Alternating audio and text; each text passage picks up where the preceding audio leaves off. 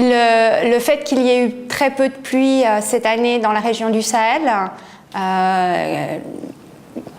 inexistante dans certaines parties de la région, un petit peu plus dans certaines parties, mais vraiment irrégulière, fait que le Sahel se retrouve dans un état de sécheresse qui conduit à une insécurité alimentaire. On arrive déjà à des taux de malnutrition des enfants qui dépassent le seuil d'urgence et on se retrouve avec des populations qui doivent déjà mettre en œuvre des moyens, des mécanismes de survie pour pallier à la pénurie alimentaire qui commence déjà à se faire sentir, dû au fait qu'il n'y a pas eu de récolte cette année. Tout ce qu'on appelle les récoltes sous pluie sont pour ainsi dire inexistantes, et dès lors les seules récoltes que l'on va pouvoir traiter sont les récoltes qui proviennent de systèmes irrigués. Et dès lors, on va avoir dans toute la région du Sahel un déficit céréalier inquiétant, et particulièrement inquiétant en Mauritanie.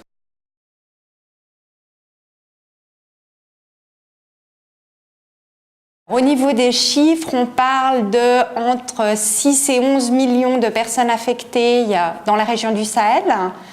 La raison de la différence étant que tout n'a pas encore été évalué, donc on ne sait pas exactement, mais c'est un minimum de 6 millions, donc on a toujours les optimistes, les pessimistes.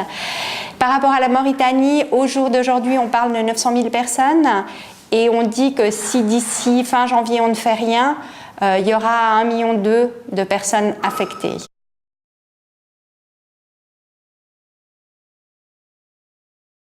Le problème de la Mauritanie est particulièrement affectée cette année, principalement parce qu'en Mauritanie, il n'y a pas eu du tout de pluie, et que la Mauritanie est un pays qui chaque année est confronté à des crises alimentaires, pour ainsi dire. Il y a un état de pauvreté récurrent dans le pays. Il y a l'hygiène des villages est assez inexistante. Et donc la pauvreté liée au manque d'hygiène, liée au fait qu'il n'y ait pas eu de pluie cette année, tout ça fait en sorte que le pays se retrouve vraiment au bord d'une crise alimentaire, avec des taux de malnutrition inquiétants, et si on n'agit pas maintenant, dans peu de temps, on commencera à avoir des morts et des problèmes très sérieux, pareil à ce qui se passe en ce moment dans la Corne de l'Afrique. Les plus pessimistes parlent de janvier, les plus optimistes parlent de mars. Quoi qu'il en soit, bien avant la période de soudure normale, dite normale pour la Mauritanie, qui est en général au mois d'avril. Nous avons fait une évaluation de la sécurité alimentaire fin octobre, et déjà là, on a remarqué que la transhumance avait commencé, transhumance qui commence normalement pas avant décembre-janvier. Là, en octobre, les pasteurs avaient déjà commencé à descendre vers le sud. Un des problèmes majeurs des pasteurs cette année est que l'année dernière a été une bonne année. Dès lors, ils ont augmenté leur cheptel, et ils se retrouvent avec un cheptel augmenté pour un pâturage restreint. Donc on anticipe qu'ils descendent beaucoup plus au sud cette année.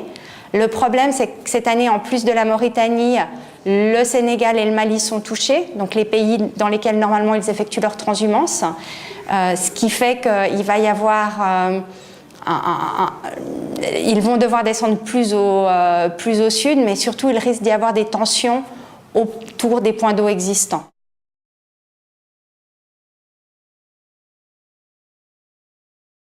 Un des grands problèmes de la sécurité alimentaire sur les populations sont principalement liés à la malnutrition.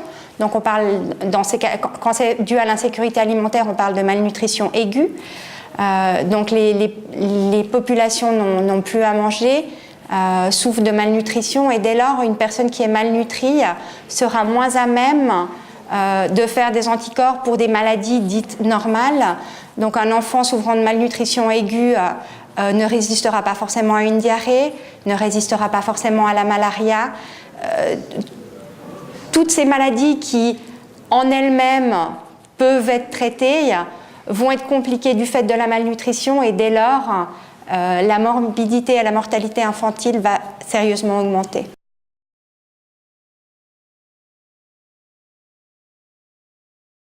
La Fédération internationale et le Croissant Rouge mauritanien sont en train de lancer un appel pour répondre à la crise alimentaire. Le gouvernement mauritanien a lancé le plan ML le 10 novembre, qui est le plan d'action du gouvernement par rapport à la crise. Donc ils ont déclaré l'état de crise.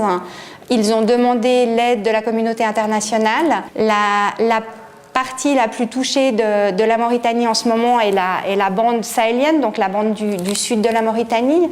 Et la fédération se propose de lancer des programmes pour soutenir le dépistage et la prise en charge de la malnutrition, pour faire une distribution d'aliments de bétail pour limiter l'impact sur les communautés agropasteurs, et de distribuer des semences et des outils pour que les populations puissent pratiquer des cultures de contre-saison. En même temps, la Fédération internationale va essayer de faire des séances de sensibilisation sur la promotion de l'hygiène, la promotion de bonnes pratiques alimentaires, incluant l'allaitement maternel par exemple, de manière à ce que le comportement des gens puisse déjà en lui-même avoir un petit effet sur la sécurité alimentaire des populations.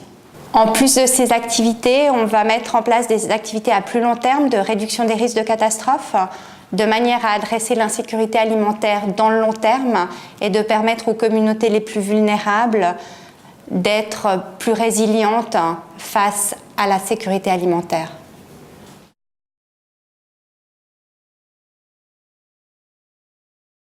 L'appel que la Fédération lance à la communauté internationale est de dire « Ne répétons pas les erreurs que nous avons faites dans la Corne de l'Afrique, agissons maintenant de manière à pouvoir avoir un impact sur les populations, demain ce sera trop tard ».